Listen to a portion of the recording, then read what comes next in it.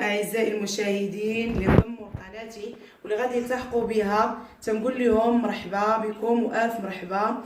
ومره اخرى تنوجه شكر خاص لجميع اللي ساندوني وشجعوني بتعليقاتهم الرائعه واللي حملتني مسؤوليه اكبر باش نواصل ان شاء الله مسيرتي ونكون في المستوى المطلوب.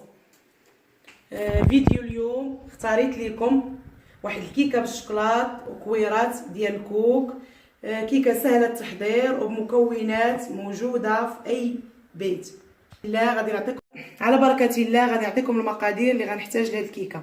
اول حاجه عندنا 4 ديال البيضات، عندنا 2 معالق كبار ديال الشوكولات غبره حلو، عندنا 2 معالق ديال الشوكولات مور، عندنا كاس ديال القهوه معصره، اللي بغى يستعمل كاس ديال نيسكافي يستعملوا، اللي بغى يستعمل قهوه معصره. انا بالنسبه لي خديت قهوه عاديه عصرتها وخديت على جات على هذا الشكل. عندي كاس ديال سنيده، عندي كاس ديال الزيت، هذا العبار ديال العنبه، عندي 2 كيسان ديال الطحين، عندي 3 الخمارات. هذه بالنسبه للكيك. اما بالنسبه لكويرات الشوكولات غنحتاج كاس كبير ديال الكوك، غنحتاج واحد بيرلي، غنحتاج معلقه كبيره ديال السكر كلاصي، غنحتاج البيض ديال بيضه وحده، واحد معلقه صغيره ديال الفاني. بسم الله. غناخذوا كاسرون غنضيفوا فيه الكاس ديال القهوه، ثم نضيفوا سنيده، نضيفوا الزيت،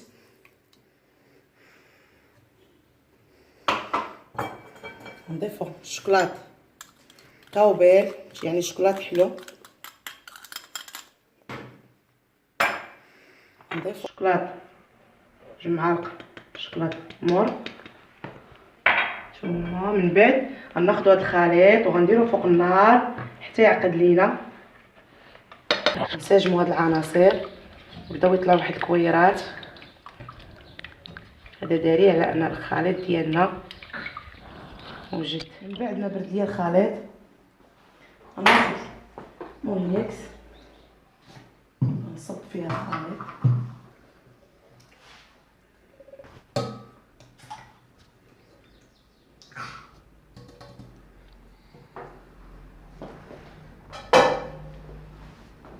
وغنضيف البيض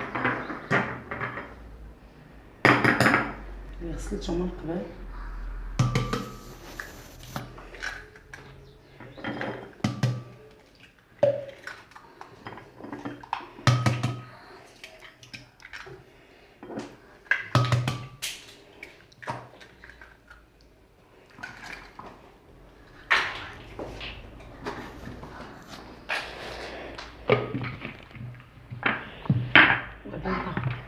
باش نطحنو.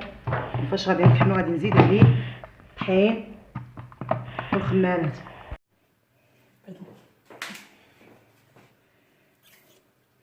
ضروري البنات تغربلوا، ضروري تغربلوا الطحين ديالكم.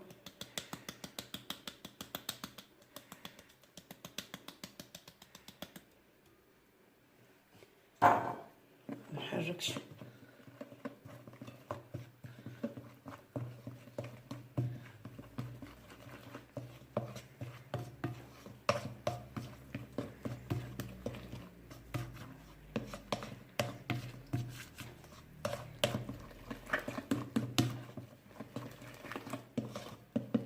نزيد كاس اخر،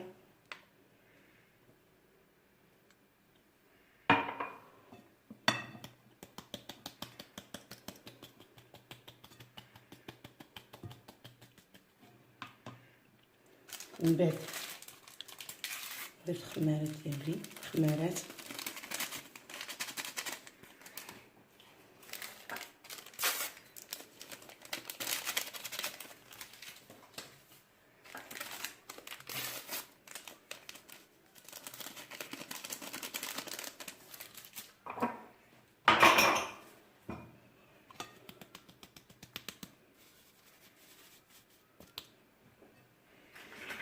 نخلط الخليط.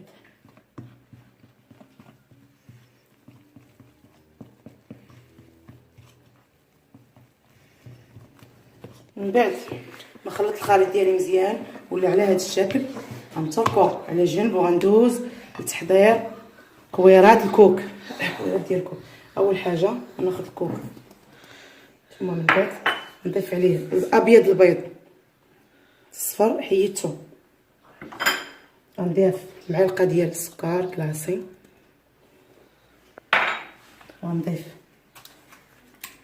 فانيلين،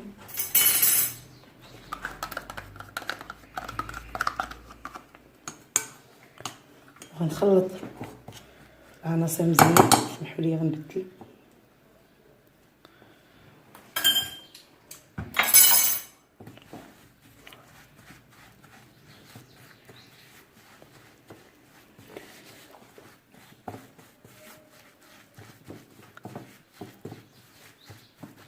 نضيف ديك النكهه ديال الفاني، تقريبا نص معلقه صغيره.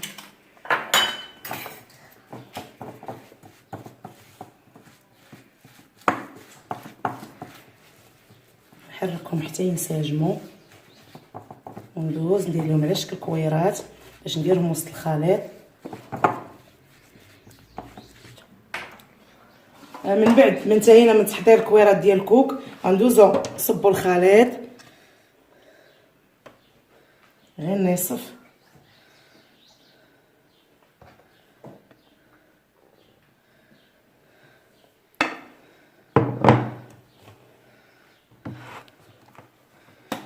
وغنستفوا الكويرات هكذا. كتجي البنات غزاله هاد الكيكه. انا تقريبا استعملت 2 4 6، يعني وحده غتبقى شيطه ليا، ولكن ماشي مشكل، نحاول ندير ليها بلاصه. هي ثم من بعد ناخذ الخليط اللي بقى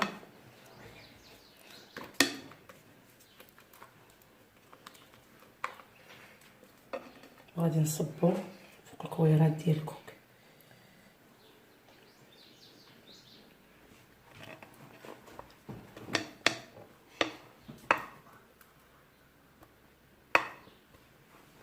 وفي هاد الاثناء غيكون الفرن ديالنا ساخن، غنطيبوها على درجه الحراره تكون مهيله.